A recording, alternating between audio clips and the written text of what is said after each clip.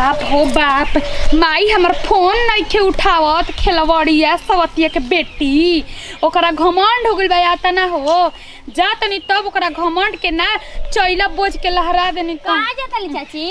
अब बेटे घरे जातनी रे बचिया, बेटे घरे जातनी। तो उनजे का कर जाती तू? आय दादा बेटी बियाहनी देखे आखे ना जाई, बेटी सुख में बिया कि दुख में बिया। फोनवा से बात नहीं के हो जाल जरूरी बंजी। अब फोन नइखे उठावत हमरा लागता। अब तोरे पास हम मान ली हैं भरोसा बा के होबे। हां अपन बेटी घर जाते तोर का हाल रहता घर देखत रही हमर। देखो ना मंजू ना दे दे चाची मंजू। अरे चुप ए जे रहत रे त रोज झाड़ा लड़ाई करत रे, कम से कम हो जे तो फोनवो से हाल चाल नहीं खेमले तनी जाने जी तू का करे जातली? हम जानत ही कुल ते ई कुल जान जइबीस। हां हम जानत ही।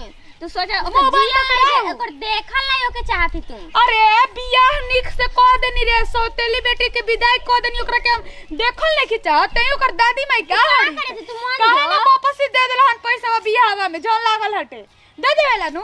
हाला पता कुछ मने नहीं भत रे चल गेल त बड़ा का माया गया होगा।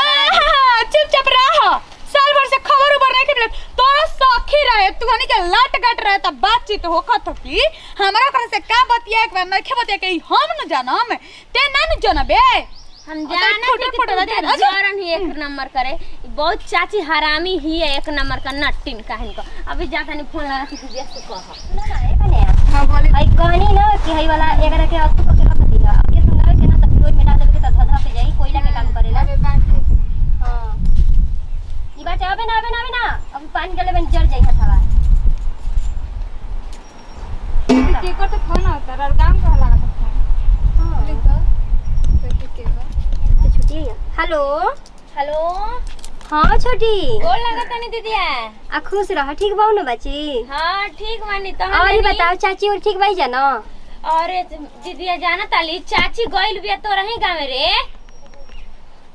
माया होती यार। अरे हाँ रे की होता सुन ना दुनिया भर का गुदरा कुल ले बिया आके त ना हम माना करता नहीं मनते ना रहलिए कतिया हम जाई। अरे बच्चिया काहे न गोड़े हाथ गिर के ओकरा के रोक ले रे उ देखली ना हमर के उदे बेस लगोले रहे कैसे कैसे हम ससुराल में आके शांति से बानी आए हमर सास इतना मानती है उ आजी त ये कहू कर मामा ना छोड़िए देखले भी रे पता ना कतिया के हम जइबे करबा जो करे गाना देख बचिया हमर साल भर एक साल 3 महीना हो गइल 18 महीना हो गइल हमरा जाए के मन ना करला हम हिम्मत ना करला कि हम ओ जगह जाई जान जो नहीं हर हम 6 महीना के भी गोतिनी एलबे नया नहर का कोई रे काहे आवतिया उ रे हमर त एकदम कुछ बुझाते नहीं के केतना माना करतनी अब माना ही करे में तो ओकरा से हमरा से झगड़ा हो गल दीदिया तब ना मन लसिया कब के निकलल बेरे बाची हो गला वही ने आधा घंटा पहुंचाई वाला होई।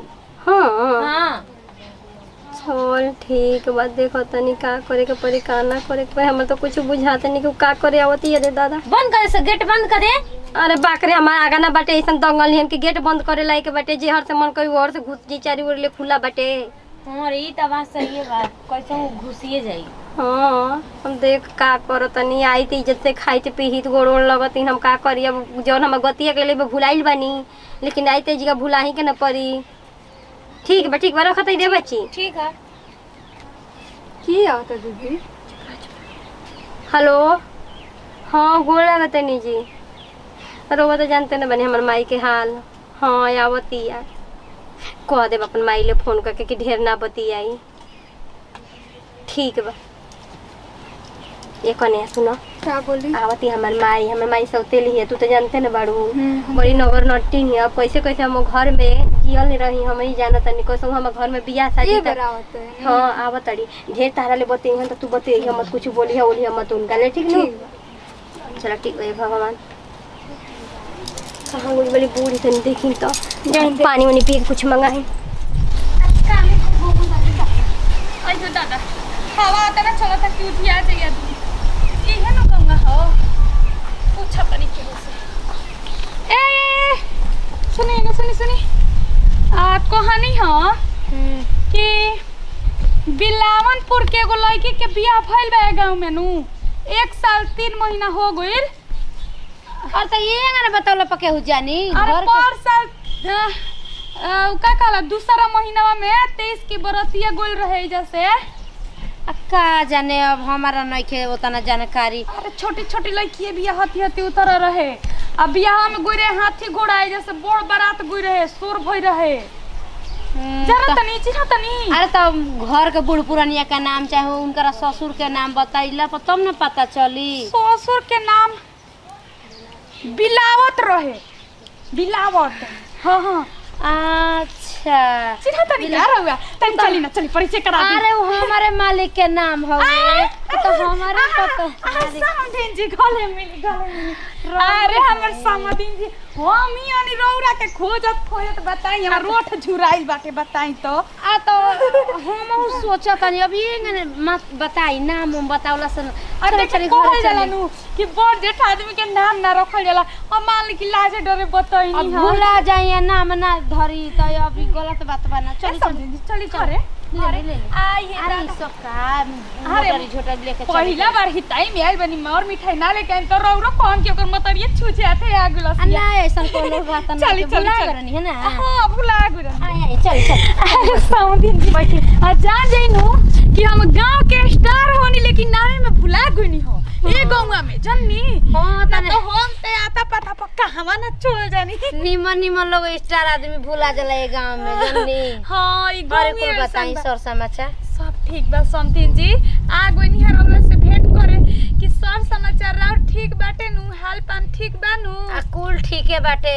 अब का हमरा और बेटी के बारे में कही और रहन ना देबे नि कि ज्यादा केहू के बेटी त बेटी। ना ना ना हमार बेटी नीक बिया। गोल लगता है नहीं। खुश रह जियो। खुश रह भगवान बुद्धि विचार है बनौले रहस। बुद्धि विचार हाँ ठीके कहतनी। ले वो छोट को पानी एगो धो त माई के ज्यादा धो दे हम। कहानी ठीक ठाक बाड़ो नु। हां मम्मी जी तनी जाई ना, हमर माई पड़ी समोसा खा ले ले आई।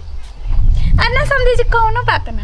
रो बैठी हम तो के देखे खातिर भेंट करे खातिर जो ना बच्चे तू ही मंगा दे केहू से सिंघाड़ावा।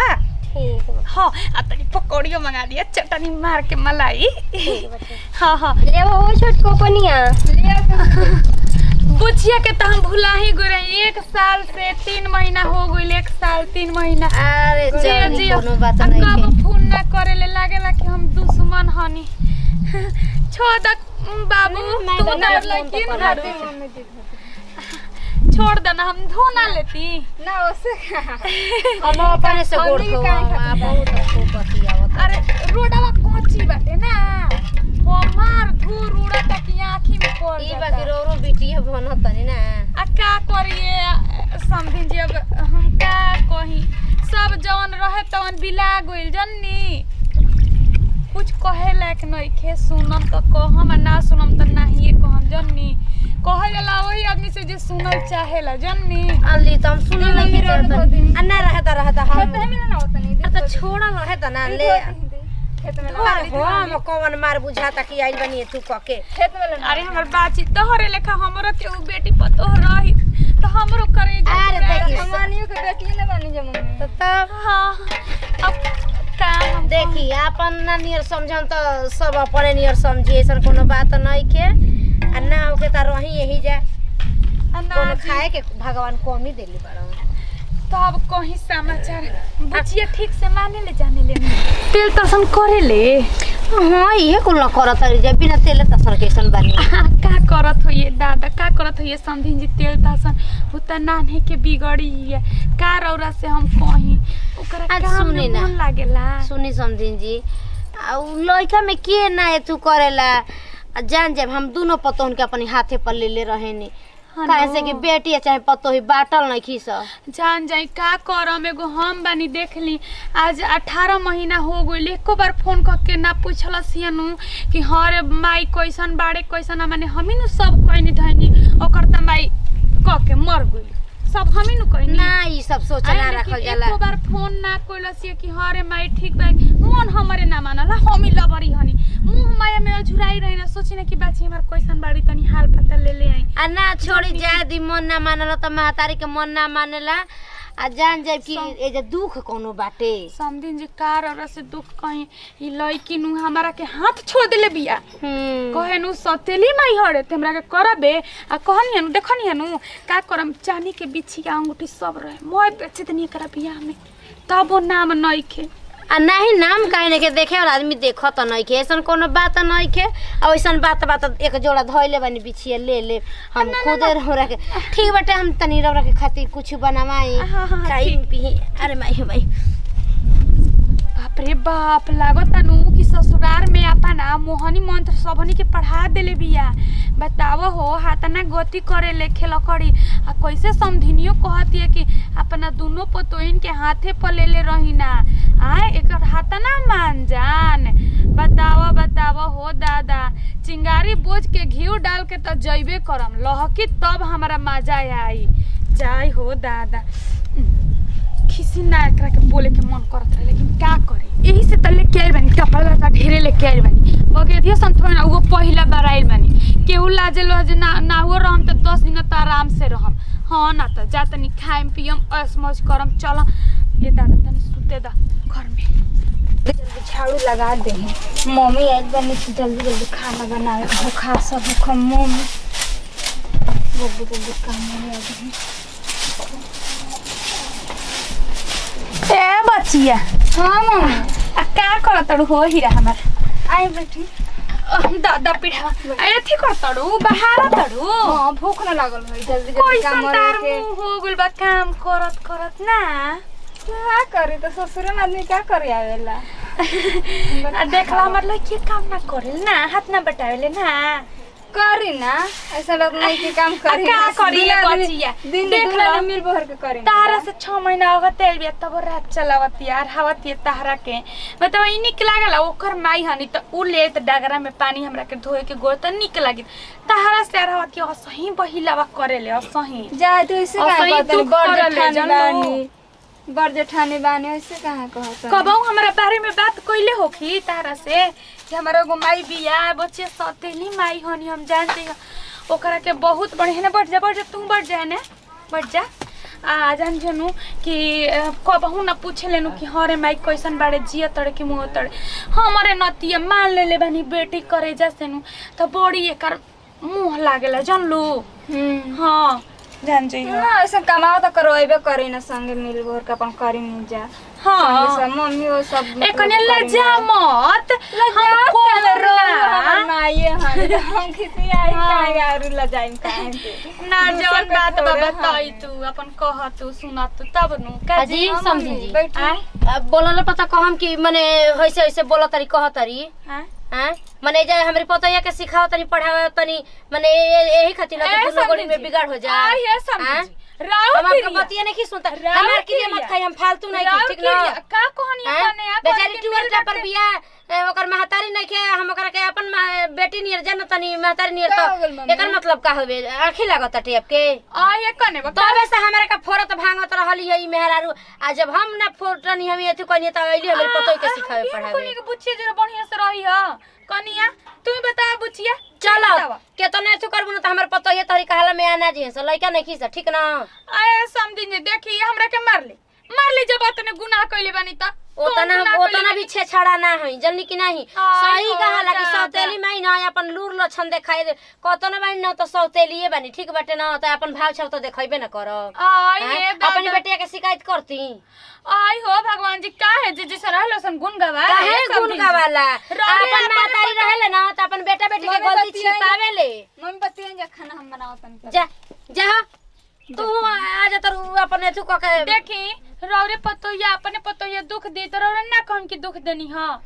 अच्छा पतोय के संग पतोय के बेटी नियर मन बुतउ ना जानी कि हमर महतारी हियो रौरा समदिन जी राज के बात नइखे जानत हमरा जरे कैसन दुख भइल तो ओकर माने ये शिकायत गावे आइनी ह अपन महतारी कब अपन बेटा बेटी के शिकायत नहीं के कर सकत समझ जाई। अब देखी हम काहे के शिकायत करे जाइए समदिन जी जन अपन महतारी कब भाव छाव ना देखाई अपन बेटा बेटी के करना में दूसरा एथु में जाके ना गई त कतना बन त सौतेली है सौतेली लेखा व्यवहार करत तनी ठीक ना सौतेली अपन लूर लक्षण आदमी दिखाई देवेला कि हाँ हम सौतेली हई और वैसा ही व्यवहार कर रहल बानी। अरे ऐसा कौनो बात नहीं कि हम तो बुचिया के हाल चाल लेवे आइनी हो। हाल चाल लेवे आइनी हो कि साल भर से फोन तो नहीं के तो हमरा भी त मोबाइल हो नहीं के खबरो ना आवेला। अब देख लेनी सुन लेनी बुचिया कान खोल के सुन ली है जाके तो ना बात बतियाई ना तो हम आपकी बात में आवेला नहीं की ठीक ना।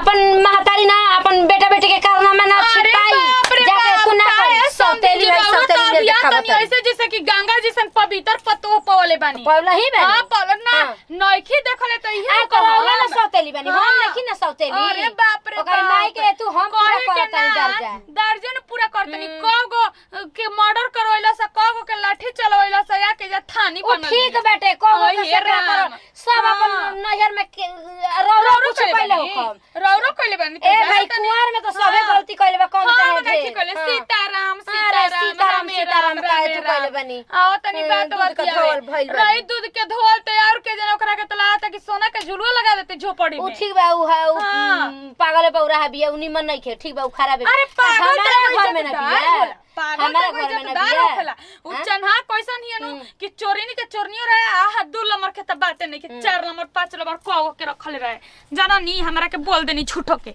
ओकरा के सोचते नहीं जे जैसा रहेला वैसन भाई कहेला ठीक ना। ई वैसन मेहरारू बिया तब या कहे जाय तू करतिया बताओ सही कहल बाटे कि सौतेली माई अपन भाव छाव देखाइए देबेली सा आ इहे एकरा माई के एथु बाटे वैसे तो बेचारी फोन ना करत रहलियो काहे खाती फोन करी हम कोनो चीज के कमी करतनी कि फोन करी। नमस्कार प्रणाम हम निकरण से कमी का अपन टीम बहन के पारिवारिक वीडियो अच्छा लगे दिल से लाइक और शेयर कर कमेंट करो इस साथ भी देख लेते बाय बाय। बेबी आपने जुदाई मूवी देखी है कैसे अनिल कपूर की वाइफ उसे 2 करोड़ में बेच देती है।